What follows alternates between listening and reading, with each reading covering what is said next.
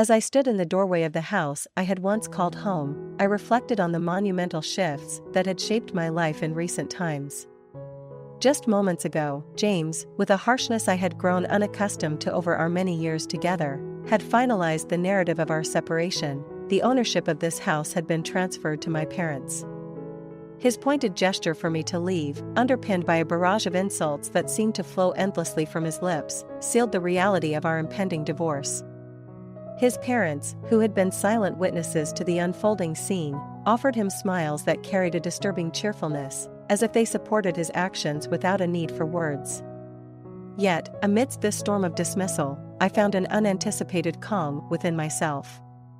There was no room for anger or sorrow in my response. Instead, I nodded quietly, accepting the inevitability of my departure. I had foreseen the possibility of this day, and my luggage, prepared beforehand, was a testament to my readiness. With my belongings in hand, I walked out of the house without a backward glance.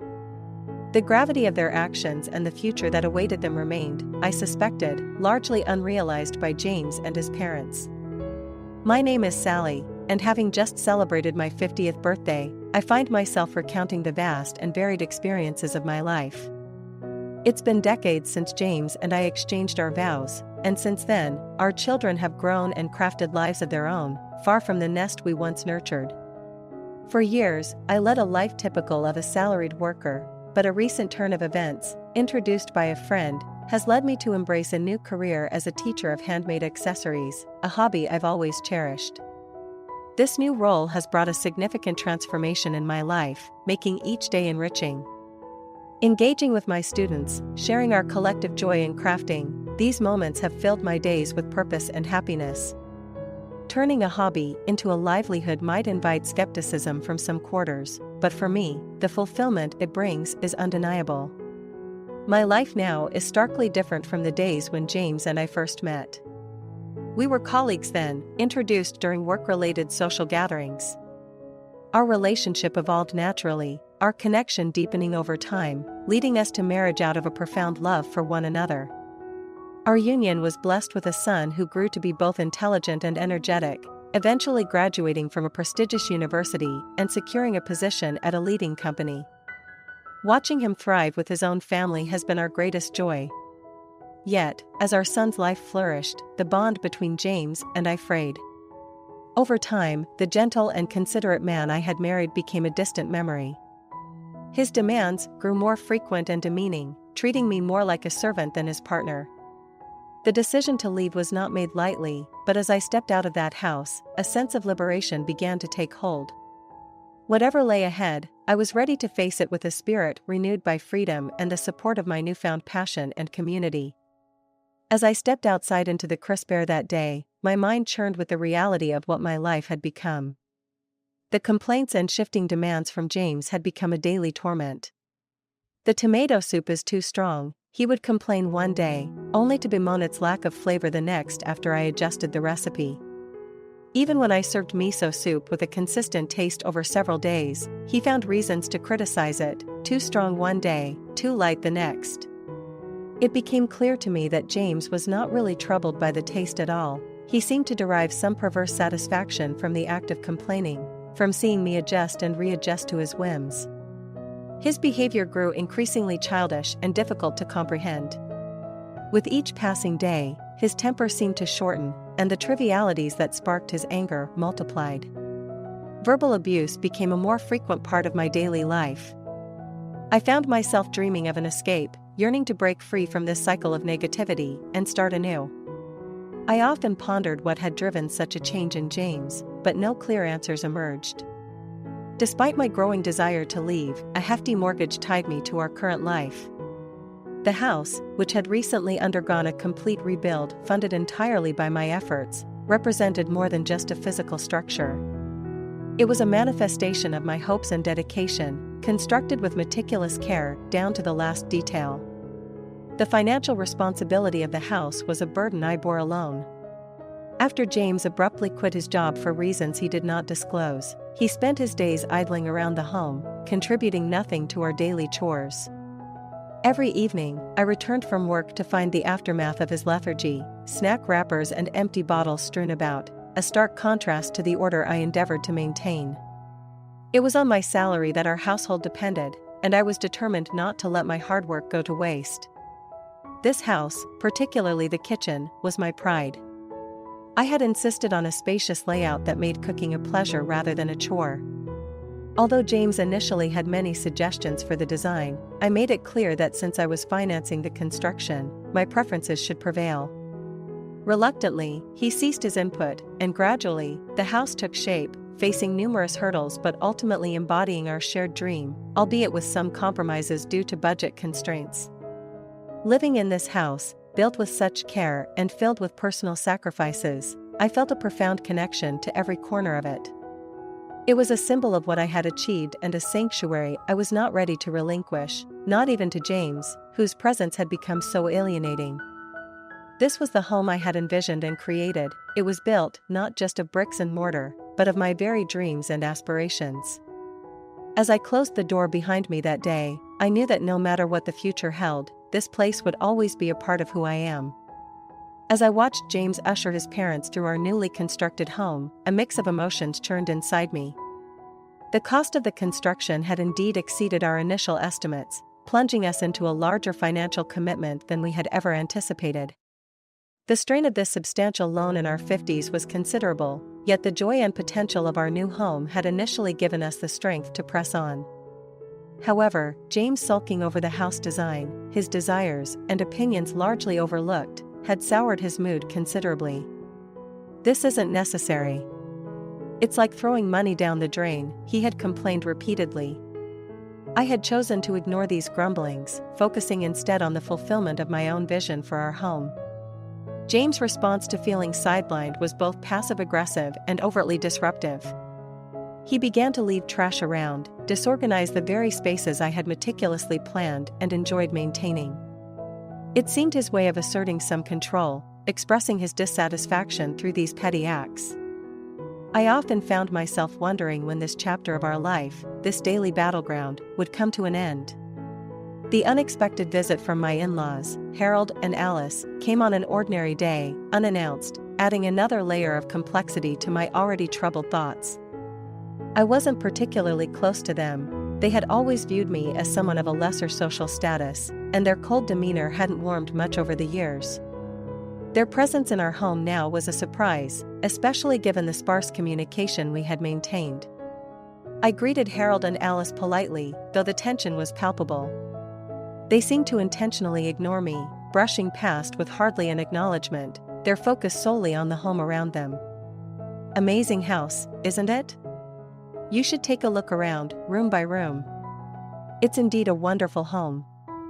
I'm envious that you can live in such a place," they commented as they explored, especially praising the spacious kitchen. "Yeah, impressive," they added, clearly taken with the environment I had largely created.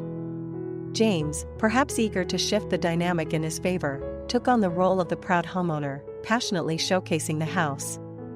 He led them from room to room, pointing out features and designs that were, ironically, more reflective of my choices than his. As they returned from their tour, their compliments flowed freely, and James basked in the approval that had earlier eluded him from our interactions. As I observed this scene unfold, I felt an odd dissonance. Here was a house that was as much a symbol of my aspirations as it was a bone of contention between James and me. Watching him receive accolades for a space he had initially resisted gave me a bittersweet sense of vindication. The house stood, not just as a structure of walls and roofs, but as a testament to enduring through challenges, both structural and relational. As the in-laws continued their tour, laughing and chatting with James, I remained a somewhat spectral figure in my own home, contemplating the complexities of personal relationships and the spaces we share. Watching the expressions of pleasure play across the in-laws' faces, I felt a stark contrast within the walls of my own home. They seemed thoroughly pleased with the house, a sentiment echoed by their continuous praises and approving nods. Yet, James's mood was far from celebratory. His stern expression broke only to bark orders at me, his voice sharp with irritation. "What are you doing? Hurry up and prepare some tea and snacks, my parents are waiting." His command sent me scurrying to the kitchen, flustered and striving to make the best of what I had on hand for their unexpected visit. Despite my efforts, the simple snacks I presented did not meet Harold and Alice's expectations. Harold's head tilted slightly as he remarked, "Is this the best hospitality you could provide, given that we were coming?" His words were cold, echoing his perpetual disappointment. It was a familiar critique, yet it stung anew in the presence of the home I had worked so hard to build and maintain. They ate quickly, their actions belying the dissatisfaction they voiced. Harold, perhaps trying to lighten the atmosphere, or simply to change the subject, commented appreciatively on the house again. "This is quite a nice house. It seems like a nice place to live." James seized the moment to extend an invitation, his tone almost too casual. "Dad, Mom, you're always welcome here. If you want, let's live together here." They barely acknowledged me as they considered his proposal, their focus entirely on James. Watching their figures retreat, a chasm widened between James and me, a gap filled with the cold remnants of our once warm relationship. James's invitation seemed to open a floodgate. Initially, Harold and Alice visited a few times a month. However, their visits quickly escalated in frequency, becoming a near-daily occurrence. With each visit, their critiques of me grew sharper, and James did nothing to curb them. "She never listens to what I say, honestly, it's annoying," James would complain, aligning himself with his parents against me. "Sally, what do you plan to do about making our son suffer so much?" they would ask, pinning blame where it was least due. Caught in this daily grind of criticism and feeling increasingly isolated in my own home, I struggled to find my voice. All I managed were murmured apologies, words that felt hollow and inadequate against the barrage of accusations. Their frequent visits during my absence only added to the strain. I would return home to find the remnants of their disregard for the space, cans of beer and empty bottles strewn about, spills staining the new rug, each mark a testament to their encroaching presence in our lives. This daily reality, marked by their criticisms and James's complicity, weighed heavily on me. The house that was meant to be a dream had slowly morphed into a battleground, where I stood increasingly alone. As I navigated this challenging dynamic, the joy that once filled these walls seemed like a distant memory, and I began to question what the future held for me in this home that no longer felt like mine. Despite the pristine condition I had maintained in our new home, the scent of alcohol had begun to permeate the air, a constant reminder of James's, and now increasingly his parents' disregard for our space. "It's a new house, but it smells like alcohol, and it's dirty. I don't want any more damage," I found myself protesting one evening, my patience fraying. James's response was swift and dismissive. "You always complain, despite not being of any help. You're too cheeky. Your job is just to make money and to strictly follow what I say. Don't you understand that?" His words cut deep, especially since the funds for his indulgences were indeed coming from my hard work. The realization that James had not only been squandering money on alcohol but had also ventured into gambling filled me with dread. Each time I discovered betting slips hidden around the living room, my anxiety grew. I tried to confront him about the dangers and financial strain his gambling was causing, but my pleas seemed to fall on deaf ears. Our already precarious economic situation was only exacerbated by his gambling losses. The thought that the money I had earned through such effort was being wasted in this manner was unbearable. It had been almost a month since the in-laws began their frequent visits, cleverly timed to coincide with my absences. Each day, I grew more desperate for a way out of this increasingly toxic environment. One afternoon, having finished my work earlier than usual, I returned home to find the in-laws comfortably settled in, as if it were their own. Surprised and somewhat incensed, I couldn't help but raise my voice. "What are you doing here?" They looked up at me briefly, before clicking their tongues in displeasure, their expressions conveying that my presence was more of an annoyance than a welcome. The realization hit me hard. This house, which was supposed to be my sanctuary, had become a stage for their continuous intrusions. The stress from dealing with James's deteriorating behavior and his parents' constant interference was mounting. Everyone has their breaking point, and I felt mine rapidly approaching. However, amidst the emotional turmoil, I knew that simply reacting wouldn't solve anything. It was essential to strategize, to formulate a plan. As I mulled over my options, the in-laws made another unexpected visit. "Hello, this is unusual. You usually avoid coming when I am here. What's different today?" I greeted them, my tone laced with sarcasm. "We didn't choose the time to come when you are here. It just happened," they replied, unaffected by my discomfort, their familiar snarky attitude making me internally sigh. Yet, their words and actions solidified my resolve. It was clear that any change to my circumstances would have to be initiated by me. With each day, the necessity of a well-thought-out plan became more apparent. I needed to regain control of my life and home, to restore the peace that had been so rudely disrupted. As I faced the disdainful attitudes and challenging dynamics within my own walls, I prepared to make decisive moves that would reclaim the sanctuary I once cherished. As I entered the living room, the sight of James greeting his parents with a smile, oblivious or indifferent to my dismay, was deeply unsettling. He led them enthusiastically to the kitchen, where Alice immediately began examining the latest kitchen gadgets and appliances. "New things are really better. With a kitchen like this, cooking will be more enjoyable," she remarked with a gleam in her eye, as if envisioning herself using them. Harold chimed in, "Yeah, the food prepared here would surely taste special." Their conversation flowed smoothly as they moved from the kitchen to their next destination, the bathroom. "Well, let's head to the bathroom next," Harold declared, leading the way. I followed them, a silent observer, to their almost invasive inspection of my home. The way they scrutinized every detail made me feel like they were appraising the house for their own use, their satisfied expressions upon leaving only deepening my suspicions. "What were you inspecting? Is there something you should tell me?" I asked once we were alone, but James brushed off my concerns. "I told you not to worry." "It's none of your business," he retorted, his dismissive tone hinting at something concealed, something he wasn't ready to share. The situation was slipping from my grasp, and all I could do was watch and wait, hoping to understand their true intentions. This feeling of uncertainty was compounded when I came home early from work one day to find a large moving truck parked outside our house. The logo identified it as belonging to Moving Center, a well-known company. James was conversing with the driver and representatives, but quickly avoided my gaze and went inside. Moments later, my in-laws arrived, their timely presence unsettling. "Oh, Sally, you're back early. Come on in," Harold greeted, a sense of urgency in his voice that suggested they were on a mission. As I stepped inside, the atmosphere was thick with anticipation, and I could feel the hurried gazes of my in-laws pushing me forward.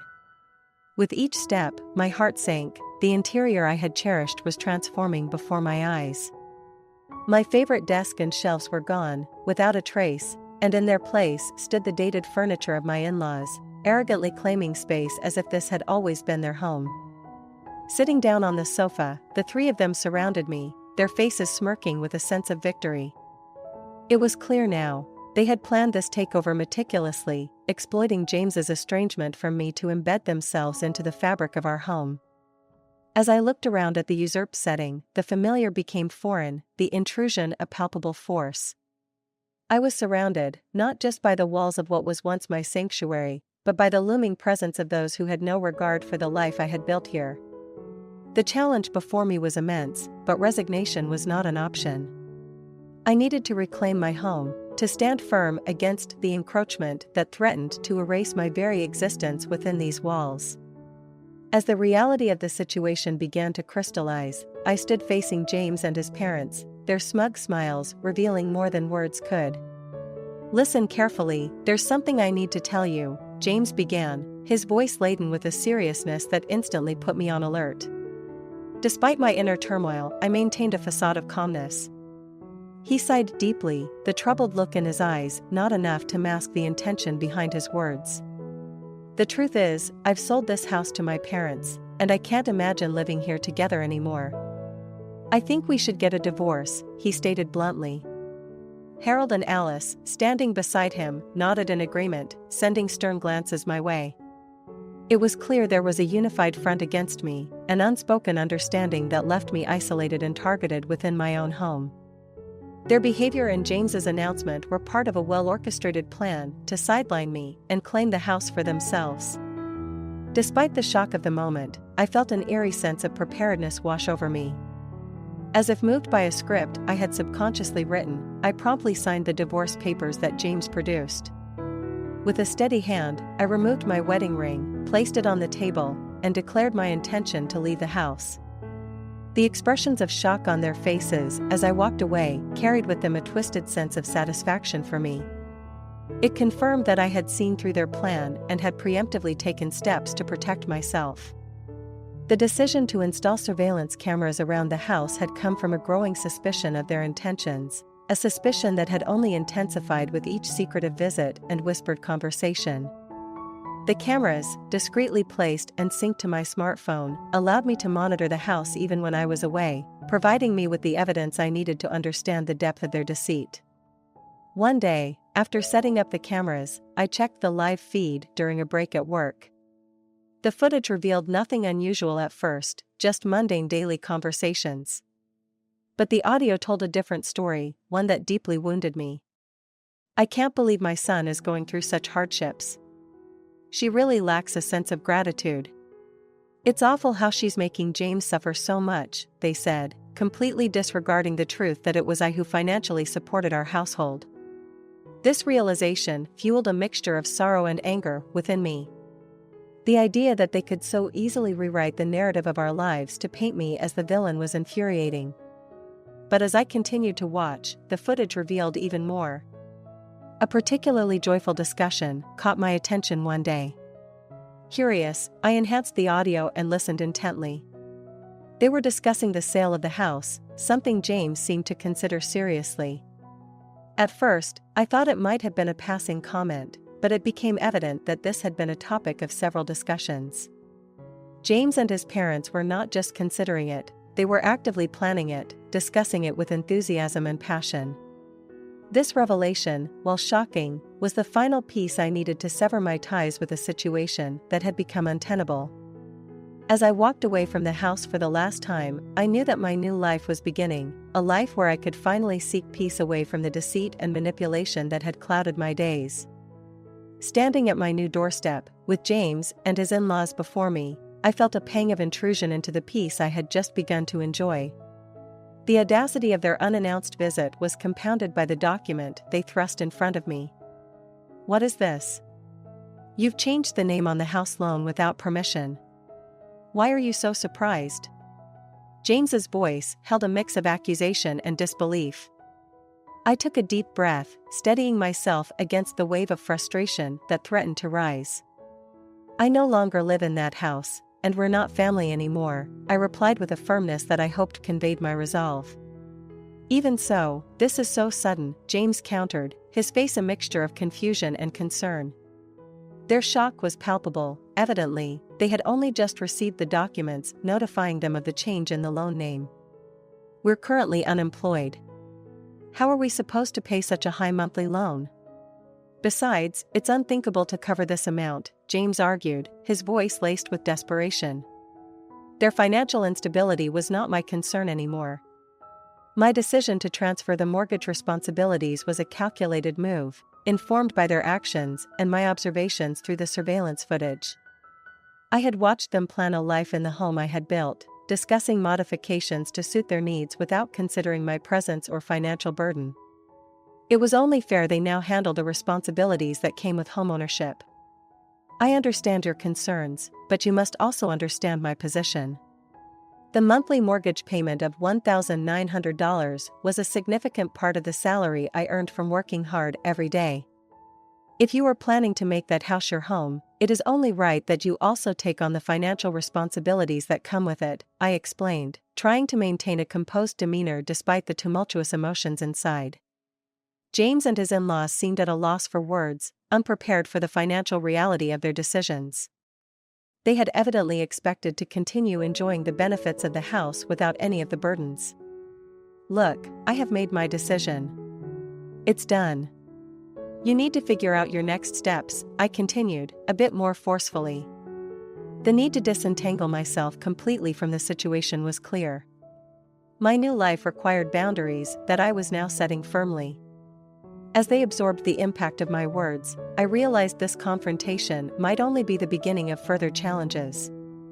However, I was resolved not to falter. Freed from the troublesome relationship with James and his family, I had moved on, and it was crucial for my well-being to maintain this distance. Returning to the comfort of my new home, I felt a renewed sense of determination. Starting anew had its challenges, but I was ready to face them head-on, fortified by the knowledge that I had taken the necessary steps to protect my interests and start fresh. The unexpected visit had reaffirmed my decision. It was time to truly begin anew, without the shadows of the past darkening the threshold of my future. Facing James and his parents in my new doorway, their despair was palpable, but so was the manipulation woven through their pleas. As they cited their meager pensions and lamented their financial plight, James's agreement with them only reinforced their collective denial of responsibility. Their luxurious expectations when building the house had indeed stretched the finances, but it was their choice, and their current predicament was a direct result of their actions, or lack thereof. They had lived carefreely, and now, faced with the realities of their choices, they were looking for any way to shift the burden back onto me. James, his face contorted with anger, crumpled the document I had provided about the loan transfer. "Don't forget, we won't pay this amount, absolutely not," he shouted, throwing the papers to the floor in a dramatic display of defiance. "See, this issue isn't just about monthly payments. If you default, interest and late fees will be added to the amount, and the final payment can end up being much higher than the initial amount. That's how loans work," I explained calmly, despite the rising tension. "Many people set up proper repayment plans to avoid defaulting.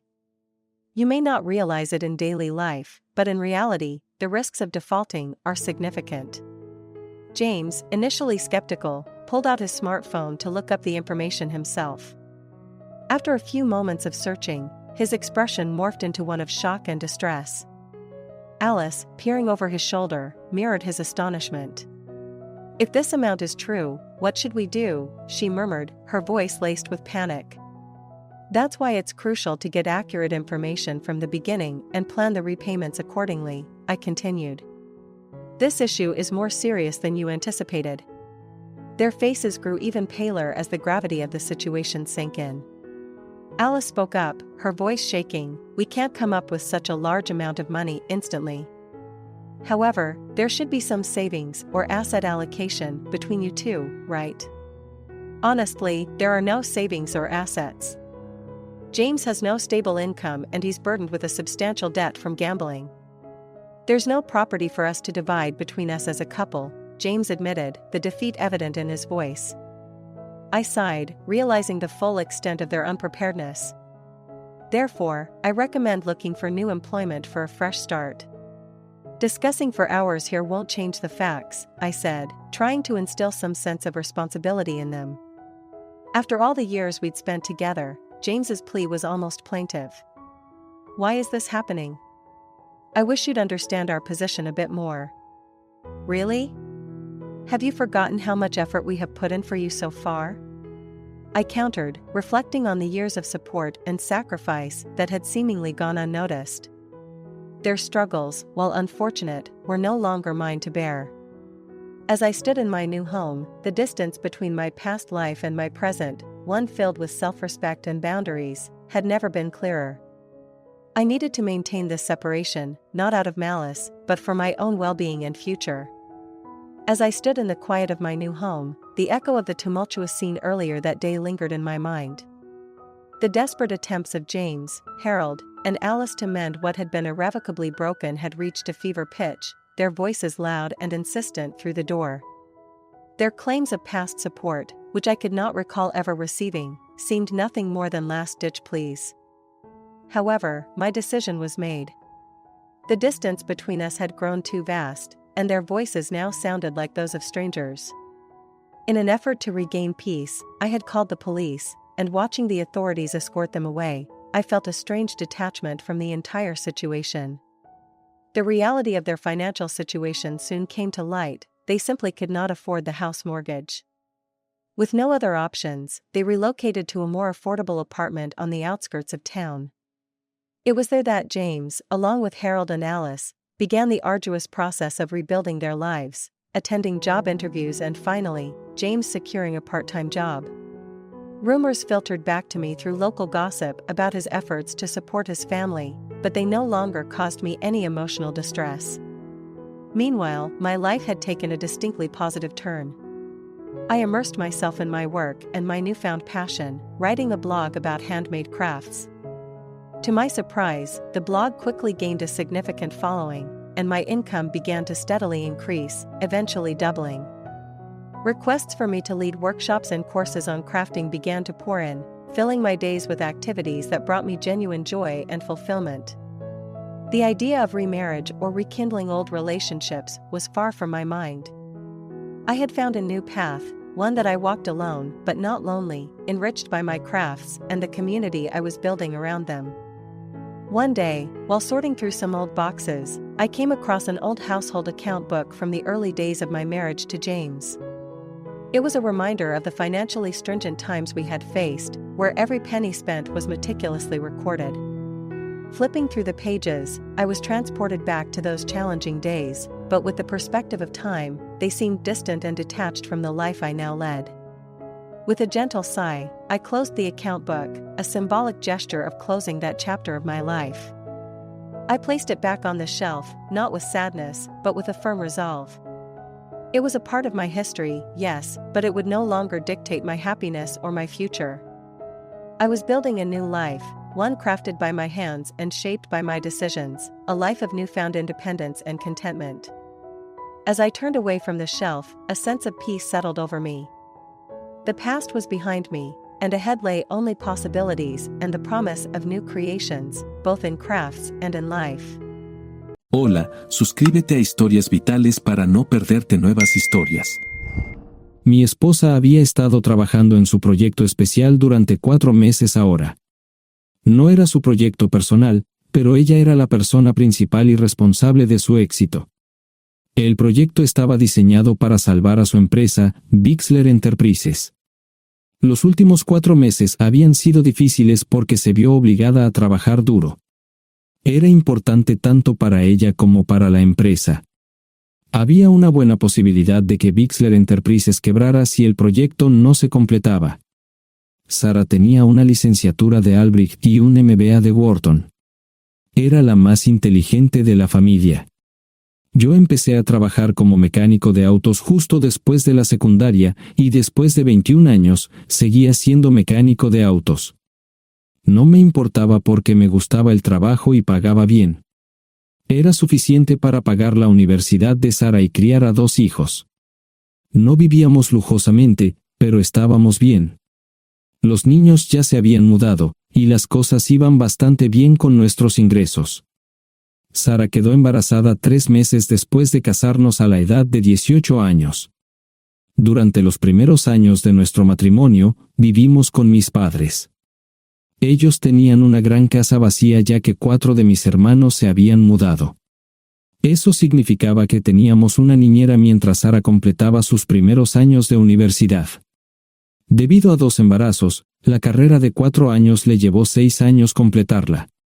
Fue difícil, pero lo logró. Siempre tuve trabajo y nunca me faltó trabajo extra si lo necesitaba. Después de que Sara se graduó de Wharton, alquilamos nuestro propio lugar.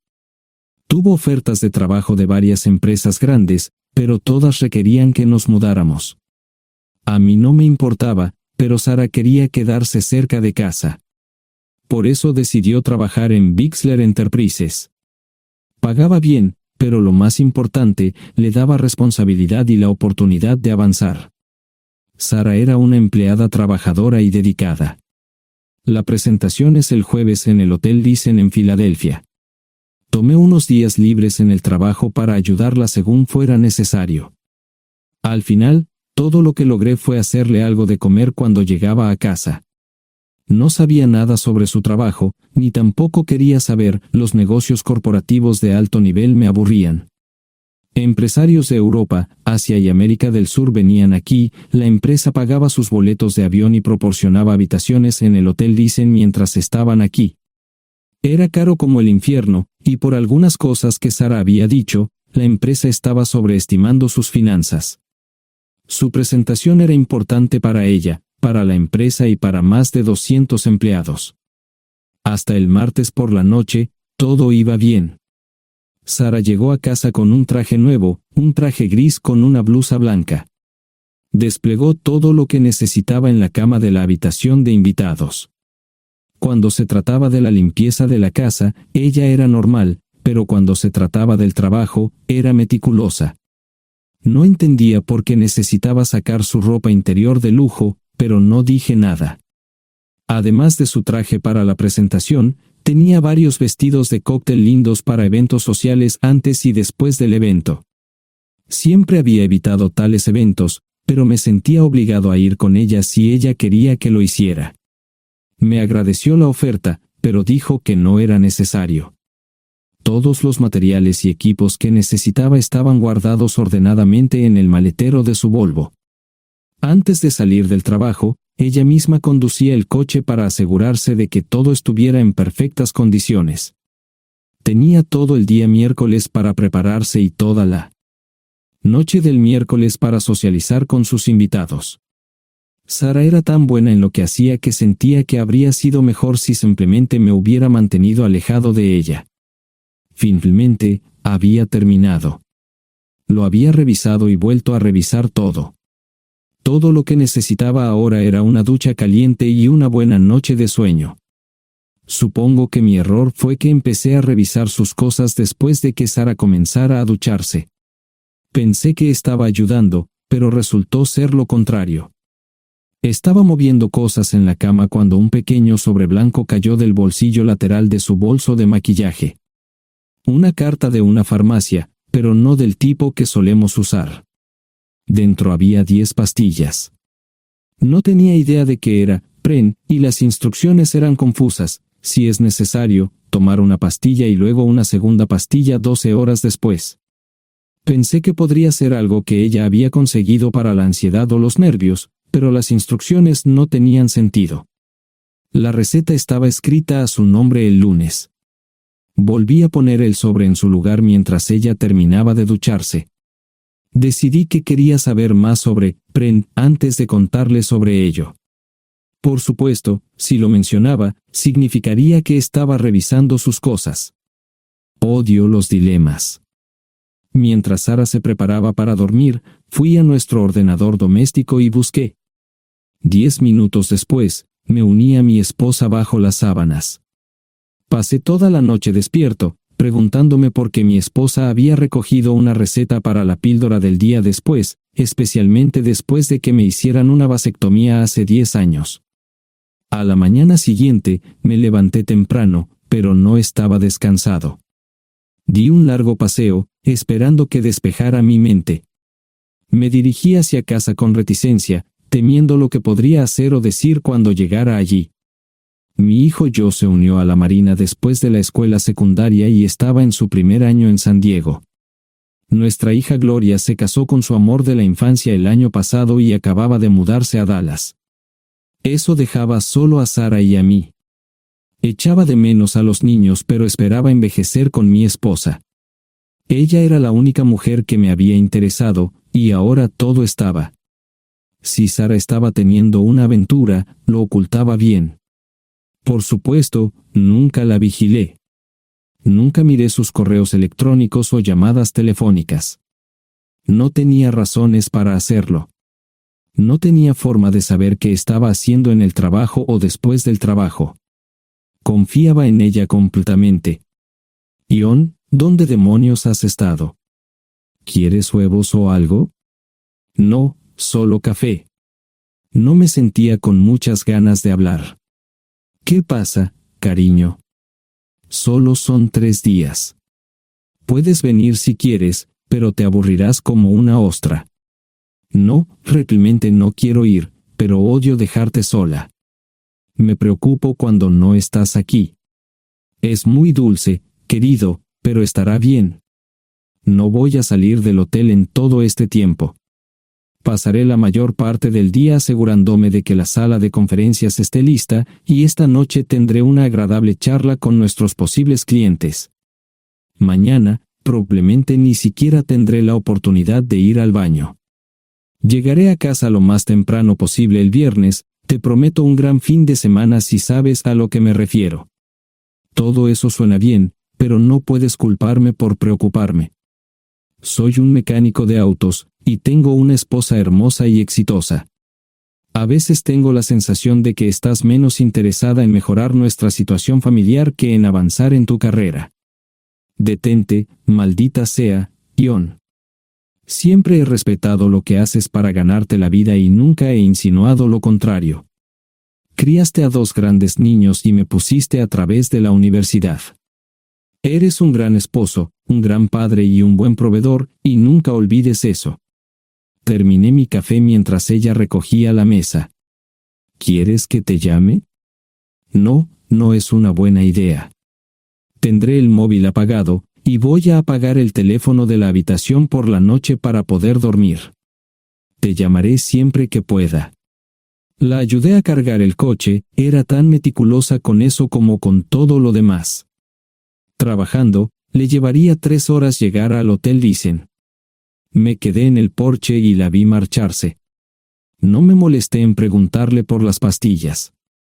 Pasé el resto de la mañana en el porche. No recuerdo haberme preocupado tanto como ahora. Me sentía pequeño e insignificante.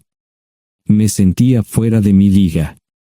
Era un tipo de pueblo con un trabajo mediocre y una esposa exitosa. Era una combinación equivocada. Debería haberlo notado antes. Me sentía estúpido. El mejor traje que tenía era una chaqueta azul y un par de pantalones. Al menos tenía algunas corbatas, aunque tenían 10 años de antigüedad. Acababa de terminar de vestirme cuando sonó el teléfono fijo. Oye, cariño, solo quería avisarte de que llegué bien. ¿Tuviste un buen viaje? Supongo que el tráfico no estaba demasiado denso. Estuvo bien. Te llamaré esta noche. Ahora tengo que irme. Estoy en la habitación 714, Sara. Puedo estar en casa de mis padres o en la de mis hermanos esta noche si quieres llamarme a mi móvil. De acuerdo. Suena el teléfono móvil. Te quiero, tengo que irme. Me tomé mi tiempo para llegar a Filadelfia. No fui directo al Lysen, primero me detuve y compré un filete con queso. Prometí hacer una larga noche. No estaba seguro de qué iba a hacer. Estacioné en el garaje del hotel y simplemente esperé. Tarde o temprano, tenía que entrar en el hotel. Simplemente no podía decidir cuándo hacerlo. El sonido de mi teléfono celular me ayudó a tomar mi decisión. Ion, solo quería avisarte de que todo se ha arreglado. Ahora voy a bajar para encontrarme con algunas personas y cenar. No olvidaste nada, ¿verdad? No, todo está bien. Tengo todo en mi habitación para mañana. ¿Necesitas algo? No, Ion, relájate. Voy a apagar mi teléfono. Te llamaré mañana por la mañana. ¿De acuerdo? Ríe, diviértete. No es divertido, Ion, es trabajo. No parecía estar demasiado fuera de lugar.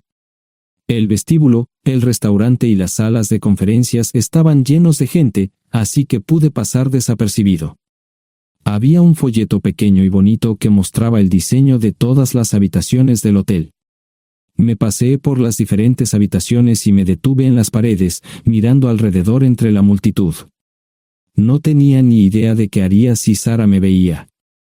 Lo averiguaría si y cuando eso sucediera. Encontré un tablero de eventos que enumeraba todas las habitaciones que estaban siendo utilizadas por los diversos grupos. Bixler Enterprises no tenía habitaciones disponibles para el miércoles por la noche. Esto me pareció interesante. Sara había dicho que no iba a salir del hotel, pero ahora no estaba tan seguro de eso. Había 3 comedores, familiar, informal y de alta cocina. A Sara no le gustaba mucho cenar con niños, así que fui primero al comedor informal. Solo me llevó 5 minutos asegurarme de que no estaba allí. Tuve mejor suerte en el salón gourmet, era una acogedora mesita encajada en la esquina, el tipo de mesa que la gente reserva para tener un encuentro privado. Sara llevaba un vestido de cóctel negro con un escote pronunciado y perlas, se veía elegante y su acompañante parecía apreciarlo. Conocía a algunas personas con las que trabajaba Sara, y él no era una de ellas. Me resultaba familiar, pero no había forma de que pudiera recordarlo. Había muchas sillas libres, así que no tuve problemas para cruzar la sala. Había velas y pequeños candelabros de cristal en las mesas. Apagué la mía y le dije al camarero que me molestaba por el glaucoma. Pedí el plato de pollo de siempre y me acomodé. El camarero me sirvió el café por tercera vez. Disculpe, el tipo en la mesa de enfrente me parece muy familiar. ¿Sabes quién es? Sí, ese es Malcolm Eugene Foote. Es miembro del Consejo Municipal, se espera que se postule para el Congreso en los próximos años. ¿Es esa su esposa con él? Es muy bonita. No, esta es la primera vez que la veo. Siempre usa esa mesa para señoras especiales, si me entiende. Simplemente le sonreí y pedí la cuenta. Nunca había visto a Sara tan sensual con un hombre antes. Parecía captar cada palabra que decía, como si fuera Dios o algo así. No estaban haciendo nada inapropiado, pero tampoco era platónico ni profesional. Cuando me fui, estaban terminando su segunda botella de vino. Ahora entendía por qué se había llevado su lencería elegante. Me acomodé en una esquina del vestíbulo para que no me vieran. 10 minutos después, salieron del restaurante. Ella le tomaba la mano mientras caminaban por el vestíbulo hacia el ascensor. Observé cuidadosamente los indicadores de piso. Que el ascensor se detuviera en el tercer piso era una buena señal, significaba que no lo había llevado a su habitación. Era una mala señal cuando el ascensor no llegaba al séptimo piso, significaba que ella fue a su habitación. Por si acaso me equivocaba en algo, me senté en el vestíbulo y observé el ascensor durante 1 hora. La gente entraba y salía, pero Sara no estaba entre ellos. Saqué mi maleta vacía del coche y me dirigí al mostrador de recepción. Aunque podía demostrar que era su esposo, me costó trabajo conseguir una tarjeta llave. Se dieron después de llamar a la habitación, pero nadie respondió. Finalmente, estaba en camino a la habitación 714 con la tarjeta llave.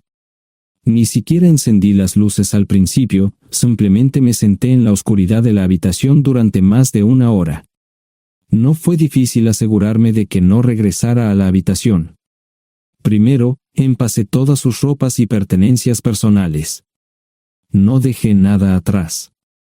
Revisé el paquete de Preven, todavía quedaban 10 pastillas en el tocador. De manera muy ordenada, estaban todos los artículos que necesitaría para su presentación al día siguiente. Comencé a llenar la maleta.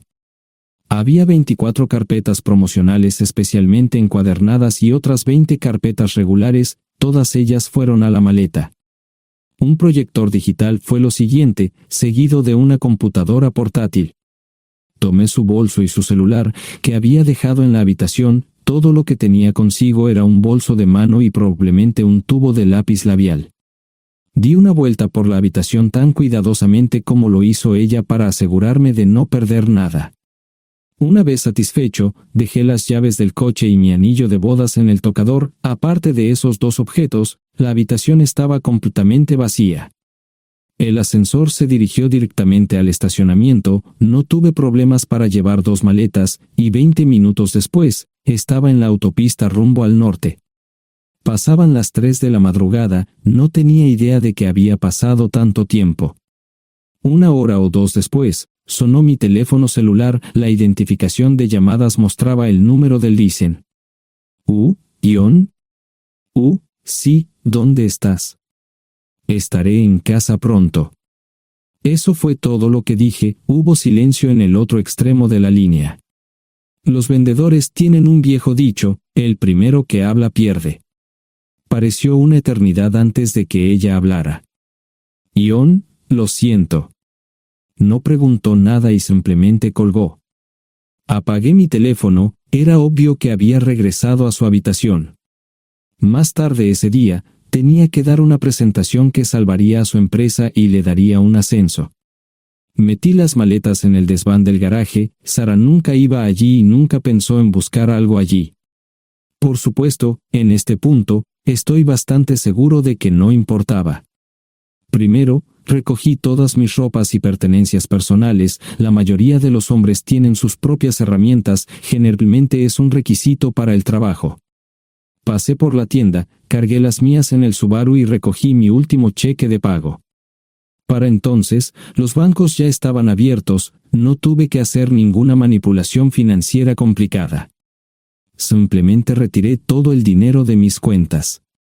Almorcé en Hagerstown, Maryland. Tenía suficiente dinero para vivir durante unos años, pero sabía que estaría buscando trabajo muy pronto. Sara y yo éramos parecidos en eso de que a ambos nos encantaba trabajar. La voy a extrañar.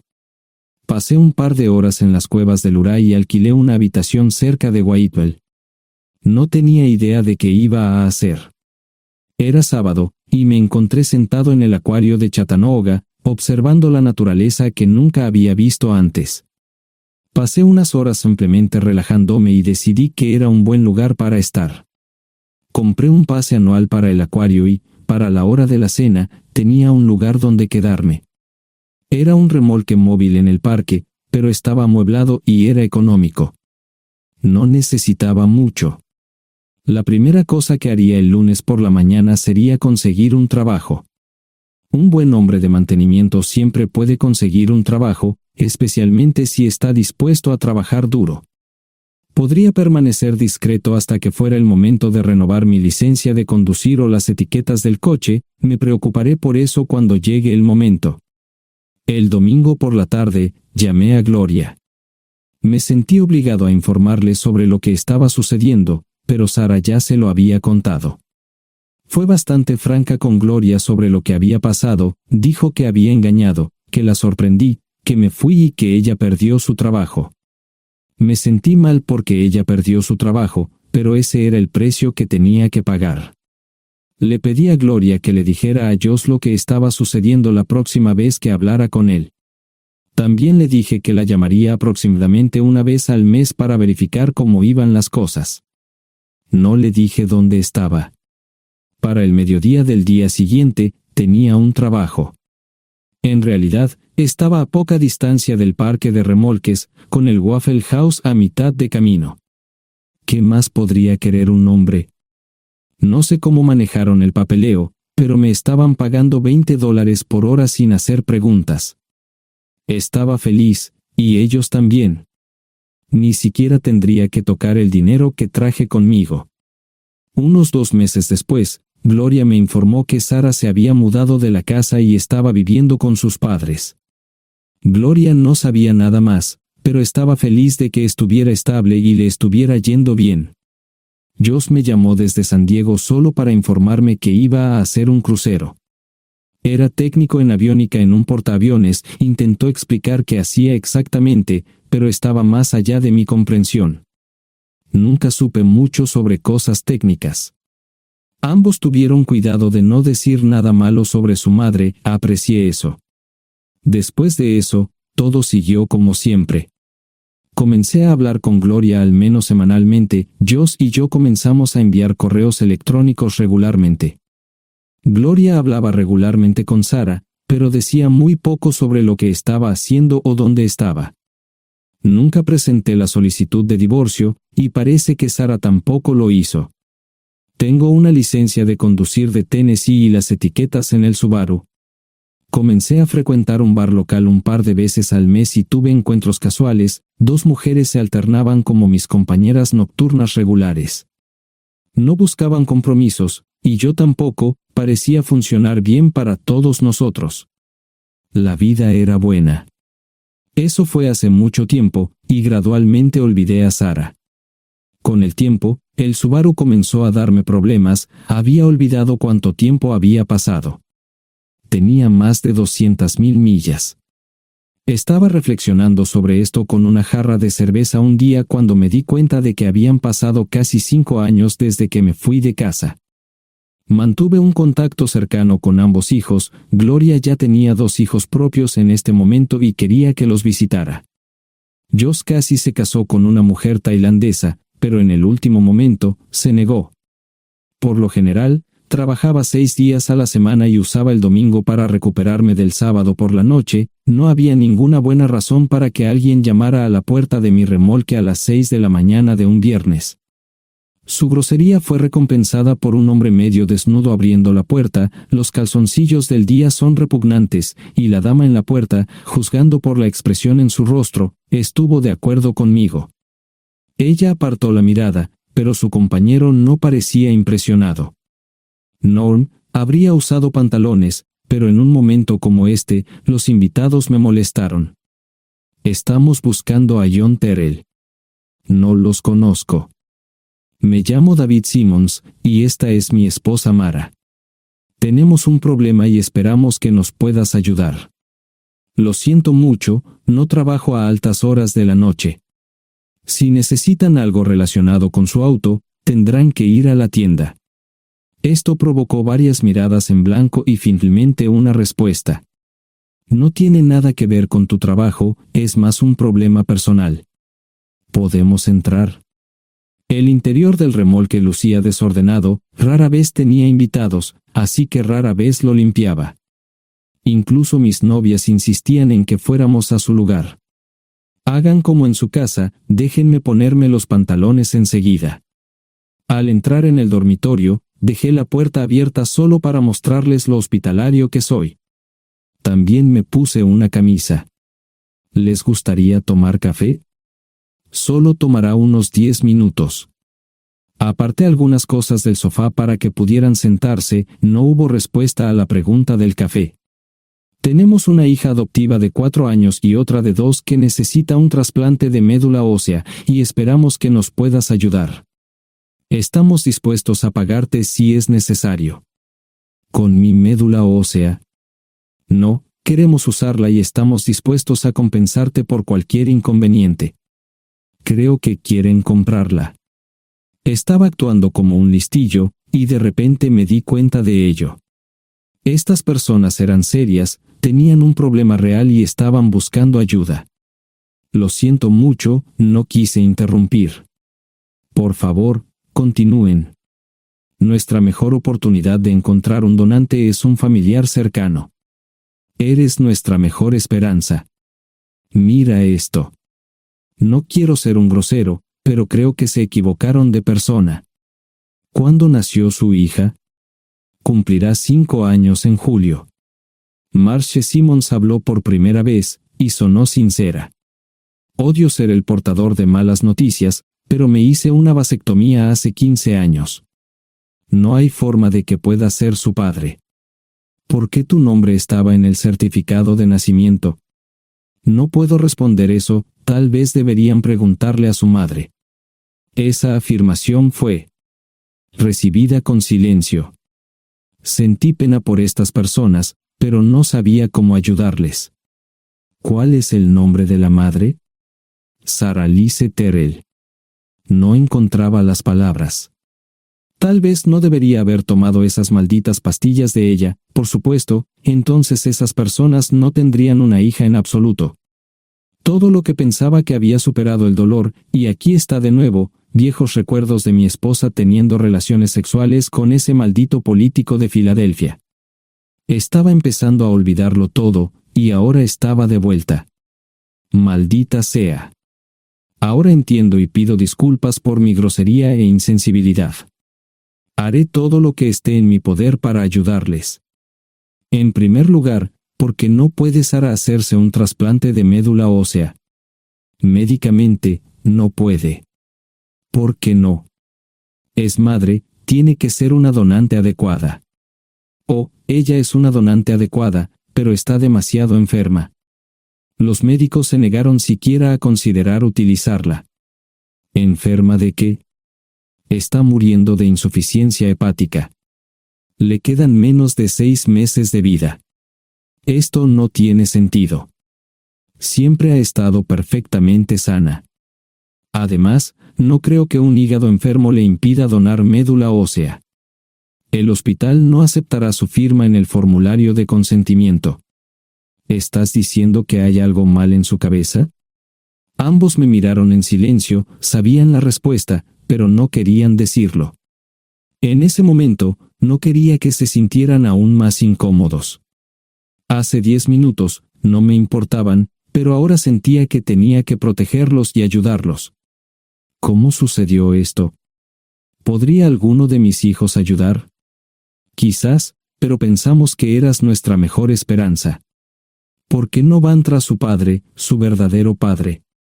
Pensamos que eras tú. No tenemos ni idea de quién más podría ser. Sara no nos dijo nada sobre otro posible padre. De hecho, ella no estaba en condiciones de explicar nada, agregó Mara. Obtuvimos la mayoría de nuestra información de la agencia de adopción. Tuve que preparar café y hacer pis, permítanme un momento. Dejé a mis invitados sentados mientras preparaba el café. Solo tomó unos minutos. Mientras se preparaba, fui al baño, algo que necesitaba hacer urgentemente. Traté de ser discreto, ya había avergonzado lo suficiente a Mara. ¿Dónde viven? En Westchester, Pensilvania. Les haré una oferta. Si les digo quién es el verdadero padre de su hija, deben prometerme que lo perseguirán sin descanso hasta obtener lo que desean. ¿De qué estás hablando? El padre de su hija es un político prominente en Pensilvania. Por supuesto, negará todo y probablemente les proporcionará documentos legales para detener sus esfuerzos. Si acuerdan presionar lo suficiente para que él admita que la niña es suya, podrán avergonzarlo y obligarlo a hacerse un trasplante de médula ósea. Eso es lo que quieren, ¿verdad? Sí, claro, pero ¿cómo hacemos eso? No lo sé. Soy mecánico. Trabajo con metal para ganarme la vida. Creo que la mejor manera sería utilizar la televisión, la radio y los periódicos. Los políticos harán cualquier cosa para evitar una mala publicidad. ¿Tienen amigos que puedan ayudar? Bueno, ahora ambos estaban sonriendo. Debo haber dicho algo que les dio esperanza. Creo que podemos hacer esto. ¿Quién demonios es él? Malcolm Eugene Foote. Se postula para el Senado de los Estados Unidos. Apuesto a que hará cualquier cosa para evitar una mala publicidad. El café estaba listo, pero David y Marshall no podían esperar para llegar a casa. Antes de irse, les dije cómo ponerse en contacto con Gloria y Josh en caso de que los necesitaran. Estaba seguro de que ayudarían. También les pedí que me dijeran dónde estaba Sara. Probablemente estaría en Pensacola antes de que ellos regresaran a Westchester. Me corté el pelo y compré una camisa nueva. Sara era una tramposa que arruinó mi vida, pero aún así quería lucir bien cuando la viera.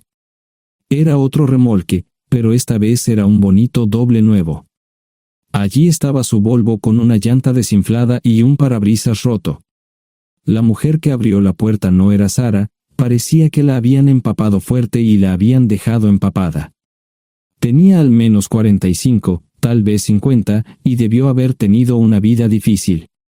La falta de maquillaje no ayudaba, y simplemente se veía horrible. No tuve la oportunidad de abrir la boca. Caray, si no es John Terrell. Nunca esperé verte aquí. Tuve que usar la vieja línea, me estás poniendo en desventaja. Sherry Hart. Pasa, entra. ¿Quieres una cerveza? No, pero gracias. Estoy aquí para ver a Sara.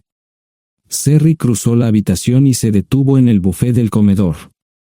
Aquí está, John. Mírala todo lo que quieras.